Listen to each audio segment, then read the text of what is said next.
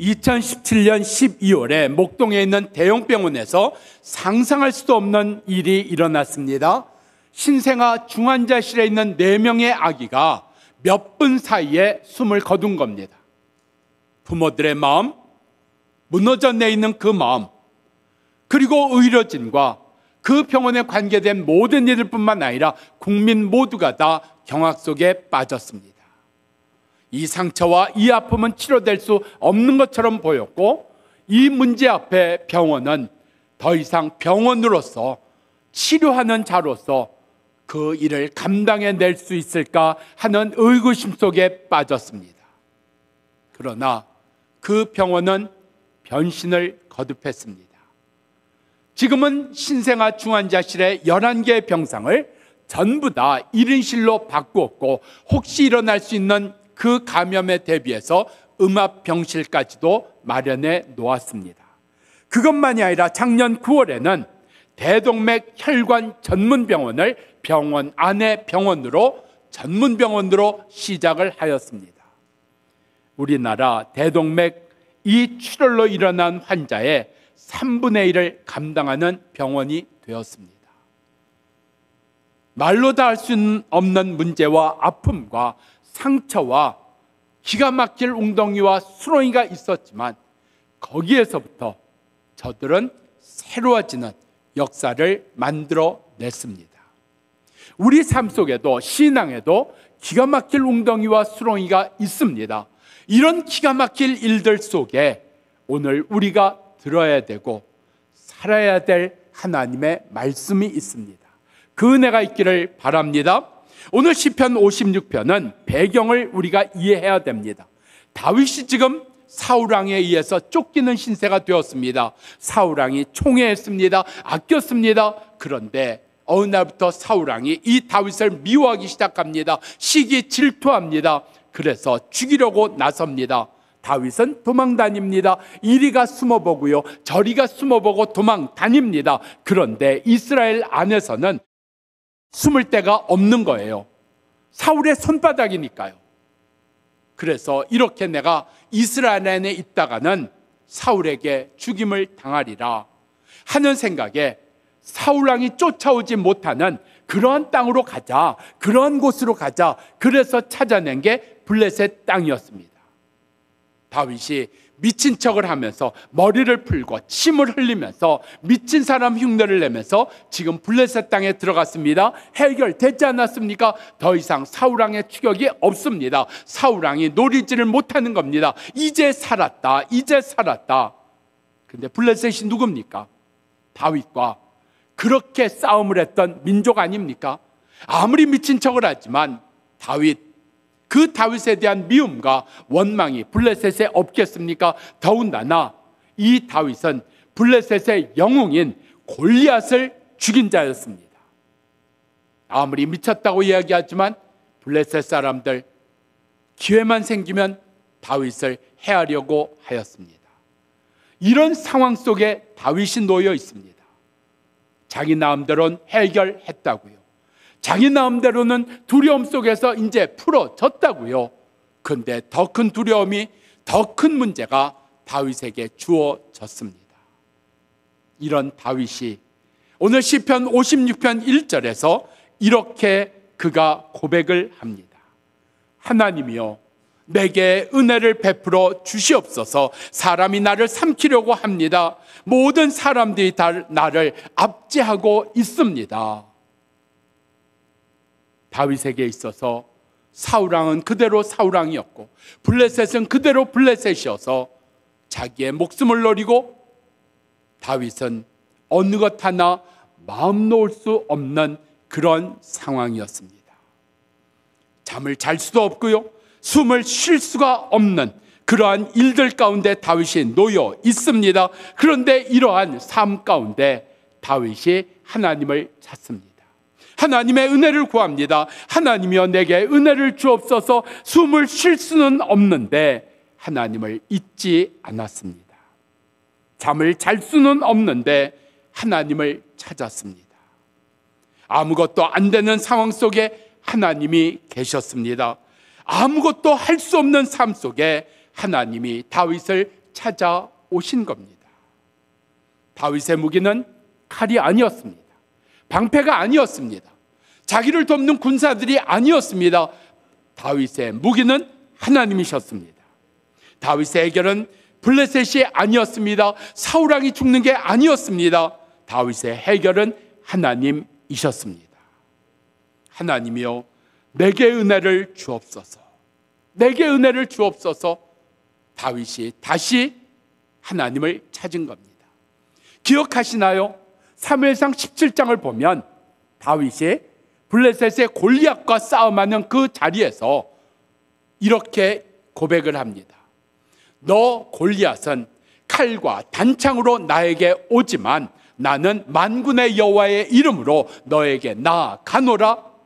오늘 다윗이 지금 그 하나님을 찾은 겁니다. 그 하나님을 다시 붙든 겁니다. 사울왕 때문에 잊어버렸습니다. 두려움 때문에 잊어버렸습니다. 블레셋 때문에 잊어버렸던 그 하나님을 다윗이 다시 찾은 겁니다. 하나님이여, 내게 은혜를 주옵소서.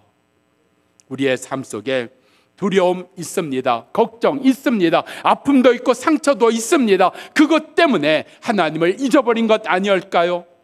내 무기는 세상이 아닌데, 사람이 아닌데, 능력이 아닌데, 나의 해결은 하나님이신데, 나의 무기는 하나님이신데, 내가 그 하나님을 잊어버리고 내가 산 것은 아니었을까요? 다윗, 블레셋 때문에, 사울왕 때문에 잊어버렸던 그 하나님을 오늘 다시 찾습니다. 하나님이여, 내게 은혜를 주옵소서. 3절에 있는 말씀입니다. 내가 두려워하는 나에는 하나님을 의지할 것입니다. 내가 하나님을 의지하고 하나님의 말씀을 높여 들을 것입니다. 다윗의 생각이 달라졌습니다. 다윗의 언어가 달라졌습니다. 이게 삶이 변한 겁니다. 우리의 삶이 변한다고 하는 게 뭘까요? 말이 달라지는 겁니다. 생각이 달라지는 겁니다. 마음이 달라지는 겁니다. 그게 우리의 삶이 변하는 역사입니다. 나의 마음속에 무엇을 두고 삽니까? 나는 무엇을 말하고 삽니까? 우리 삶 속에 예전과 다르게 우리의 삶은 수도 없는 카메라에 의해서, 수도 없는 그 기기들에 의해서 녹음이 되고, 그리고 촬영이 되고, 그러한 것들이 내가 원하든 원치 아니하든 드러나는 일들이 있는 세상 속에 우리가 살고 있습니다. 옛날에는 낱말은 뭐가 듣고 반말은 뭐가 듣는다 하는 얘기였지만, 요즘에는 낱말 반말 구별 없이 24시간 세상이 듣는 삶 속에 살고 있다는 이야기입니다. 나는 무슨 말을 하며 삽니까? 나는 무슨 생각을 하며 삽니까? 나는 마음에 무엇을 두고 삽니까? 다윗, 오늘 여기에 나는 하나님을 의지할 겁니다. 두려운 날에 하나님을 의지할 겁니다. 그리고 하나님의 약속을 나는 믿을 겁니다. 분명하게 고백하고 있습니다. 더 이상 다윗에게는 사울왕이 없었습니다. 더 이상 다윗에게는 블레셋이 없었습니다. 더 이상 다윗의 마음속에는 이런 원망과 아픔과 상처와 이 두렵고 불안한 것이 없었습니다. 왜요? 하나님이 그의 마음의 전부이셨으니까요. 하나님이 그의 입술에, 언어의 전부이셨으니까요. 4절 뒷부분은 이렇게 이야기하고 있습니다. 내가 하나님을 의지하였은즉 두려워하지 아니하리로다. 사람이, 블레셋이, 사울왕이 내게 어찌하리요? 세상 말에 말대로 이루어진다는 얘기 있습니다. 죽겠다 하면 죽을 일들 생기더라고요. 못 살겠다 하면 못 살더라고요. 두렵다, 불안하다 하면 두렵고 불안한 것 속에 헤어나오지 못하는 겁니다. 다윗, 나는 하나님을 의지합니다. 나는 하나님을 따라갑니다. 오늘 다윗에게 주어졌던 이 말, 시편은 것을 이렇게 얘기합니다. 나의 말과 묵상이 주께 연락되기를 원합니다. 무슨 얘기예요? 주께서 보신다는 이야기입니다. 들으신다는 이야기입니다. 나의 마음을 보시는 주님, 사람들도 요즘에 잘 속지 않습니다. 그런데 하나님을 속이겠다고요? 하나님이 보시는 것을 내가 못 보게 감추겠다고요? 하나님은 나의 말을 들으시는 분입니다. 나의 생각을 보시는 분입니다. 나의 마음을 살피시는 분입니다. 나의 말과 묵상이 주님께 기쁨 되기를 원합니다. 주님께서 원하시는 말이요, 주님께서 원하시는 생각 되기를 원합니다. 오늘 다윗에게 주어졌던 이 역사가 우리들 가운데도 이루어지기를 바랍니다. 주님께서 다윗의 말을 받으셨습니다. 주님께서 다윗의 마음을 받으셨습니다. 지난주일 말씀을 나오다가 우리 교회가 여러 가지 하고 있기 때문에 몇 년 후에 할 수 있다고 생각을 합니다 하면서 교도소에 있는 분들의 그 자녀들을 우리가 섬기는 일을 나누었습니다. 한 분이 주말에 전화가 왔습니다. 목사님, 본교회가 하고 있는 사역이 많지만 목사님께 지난주에 말씀을 들어서 제가 나누려고 전화했습니다. 제가 돌보는 학생 가운데 아버지가 감옥에 들어가 계셔서 그야 나올 수 있는 날들이 없습니다. 그냥 남은 평생을 교도소에 있어야 되는 그런 아버지, 그리고 어머님은 세상을 떠나서 홀로 된 이 학생, 지금 붙들어주고 싶습니다.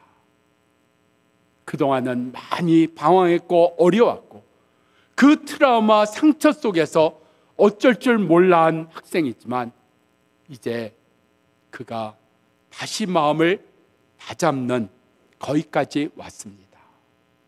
본교회가 섬겨줄 수 있으면 어떨까요? 뭐라고 했을까요? 기도해 보겠습니다. 당회 의논해 보겠습니다. 아니요. 여러분, 가끔 하나님의 뜻을 많이 오해합니다. 기도해 보고 제가 결정하겠다고 그런 경우도 있습니다.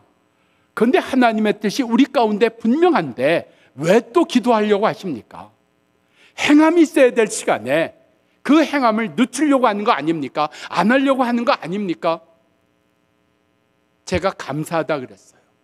그 이야기를 저에게 해주셔서 감사합니다.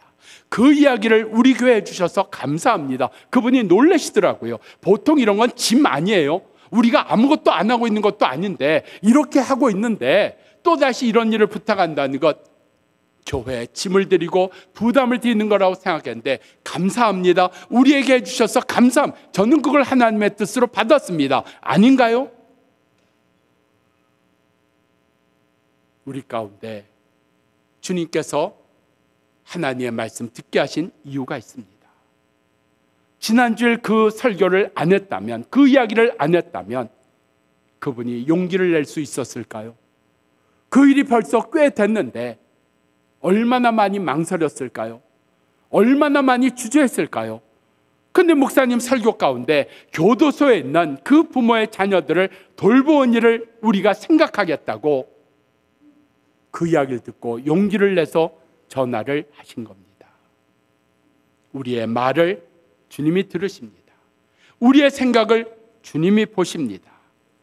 이 우리의 말과 생각이 이제는 사울왕으로 블레셋으로 묶여있는 자가 아니라 여호와 하나님을 의지하겠습니다. 주의 말씀을 따라가겠습니다. 하나님으로 변화된 삶이 되기를 축원합니다. 8절이에요. 나의 유리함을 주께서 계수하셨사오니 나의 눈물을 주의 병에 담으시옵소서. 지금까지는 나의 고통 내가 챙겼습니다. 나 아니면 누가 나를 돌볼 것인가? 그런데 지금은 내가 아닙니다. 하나님이 나를 돌보신다. 하나님이 나를 살피신다. 하나님이 나를 지켜주신다 하는 게 다윗의 고백입니다. 하나님은 나의 앉고 일어섬을 아시는 분이라고 했습니다. 오늘 하나님이 아시는 게 나에게는 해결로, 나에게는 능력으로, 나에게는 평안으로 주어지는 것이 하나님의 역사입니다. 저희 둘째 아이가 지난 몇 달 부침이 심했습니다. 미국 정부 기관에서 일하고 싶은데 그 전공하는 공부를 좀 해야 되는 거예요. 그 과목을 좀 더 들어야 되는 거예요. 그런데 학비가 너무 비싼 거예요. 그런데 미국 정부에서 장학금을 준답니다. $10만. 우리나라 돈으로 1억 4천만 원의 장학금을 주는데 아무나 지원이 안 돼요. 그런데 지원 자격은 있어갖고 지원을 했습니다. 보니까 1,000명이 지원을 했어요. 1,000명 지원한 중에 45명을 뽑는답니다. 그 45명에 떨어졌습니다. 안 됐어요. 그런데 보통 여러분 안 되면 그냥 끝입니다. 근데 이메일이 오기를 월요일까지 좀 기다려봐라. 월요일까지 피가 마르는 시간 아니었을까요? 근데 월요일날 또 이메일이 온 겁니다. 12월 8일까지 기다려봐라. 그리고 지난 금요일이 12월 8일이었습니다. 더 이상 답이 없었습니다. 떨어진 거죠. 이 장학금을 받으면 큰 돈 아닙니까? 적어도 거기서 몇 천만 원은 내가 주님을 위해서, 교회를 위해서 내가 쓸 수 있겠다 생각해서 주님 쓰겠습니다. 근데 안 주시더라고요. 그러니까 우리의 생각은 뭐예요? 안 주시니까 못 쓰는 거지. 주셨으면 내가 쓸 텐데. 이건 사실 예수 믿기 전에 생각하는 형태입니다. 제가 받은 은혜는 이거였습니다. 나는 너에게 돈 주지 않았다. 물질 주지 않았다. 너의 아들 장학금에 붙여주지 않았다. 난 너에게 주지 않았지만 너 써야 된다. 너 써야 된다. 우리는 주시면, 상황이 되면, 형편이 되면, 내 마음이 좋으면, 내 마음이 움직여지면 하겠다고 합니다. 하나님은 우리의 거래의 대상이 아니십니다. 우리가 조건을 붙여서 하나님과 흥정할 대상이 아니십니다. 우리가 그렇게 살아온 것 아니었을까요? 하나님을 모르는 것 아닐까요? 몰라도 너무 모르는 것 아닐까요? 모르기 때문에 우리가 하나님에 대해서 내 마음대로 행하고 있는 것은 아닐까요? 다윗은 하나님을 알았습니다. 그 하나님은 내가 방황하고 내가 눌려 사는 것을 아시는 하나님, 나의 눈물을 병에 담으시는 하나님, 기억하시는 하나님, 살피시는 하나님, 아시는 하나님, 그 아시는 하나님이 나의 삶을 다스리시리라. 그 아시는 하나님이 나의 삶을 열어주시리라. 그 아시는 하나님이 나를 붙들어 주시리라. 이 하나님을 아는 것으로 말미암아 오늘 블레셋 속에, 사울왕 속에 살던 인생이 하나님 안에 사는 역사, 우리들 가운데도 이루어지기를 바랍니다. 11절입니다. 내가 하나님을 의지하여 싸우니 두려워하지 아니하리로다. 자, 앞에서는 뭐라 그랬어요? 두려움이 임하면 내가 하나님을 의지하겠습니다 그랬어요. 근데 지금은 그것이 이렇게 바뀝니다. 내가 하나님을 의지하였기 때문에 두려움 그런 거 없습니다. 그거 문제되지 않습니다. 그거 상관이 없습니다. 이야기한다는 이야기입니다. 이 이야기는 마치 시편 23편에서 1절에 다윗이 고백하기를 여호와는 나의 목자시니 내가 부족함이 없습니다. 부족함이 없다 그랬어요. 근데 뒷부분으로 넘어가면 이렇게 나옵니다. 주께서 나의 잔을 넘치게 하셨습니다. 부족함이 없는 인생이 아니라 나의 삶을 넘치게 하시는 하나님, 나의 삶을 풍성하게 하시는 하나님, 우리 삶 속에 이 하나님의 역사가 믿어져야 됩니다. 경험돼야 됩니다. 이것을 우리가 알고 살아야 되는 것입니다. 12절, 하나님이여 내가 주께 서운함이 있습니다. 내가 감사를 하나님 앞에 드리겠습니다.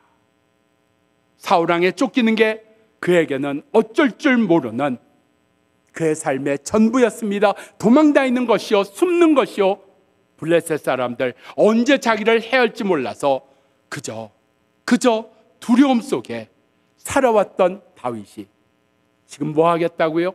하나님의 뜻을 이루어드리겠다고요. 내가 하나님께 감사한다고요. 사울왕이 죽었습니까?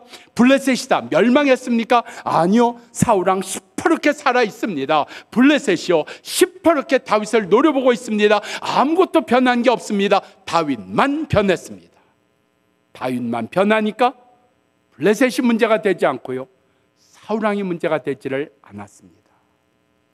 하나님께서 오늘 우리 가운데 하나님을 알게 하시며 하나님의 은혜를 구하게 하며 하나님의 그 말씀을 따라가게 하시는 그 이유가 13절입니다.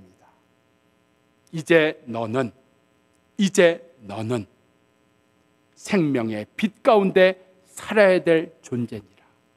어둠 속에 묶인 것 속에 눌린 것 속에 살아갈 존재가 아니고 너는 빛 가운데 살아야 될 존재니라.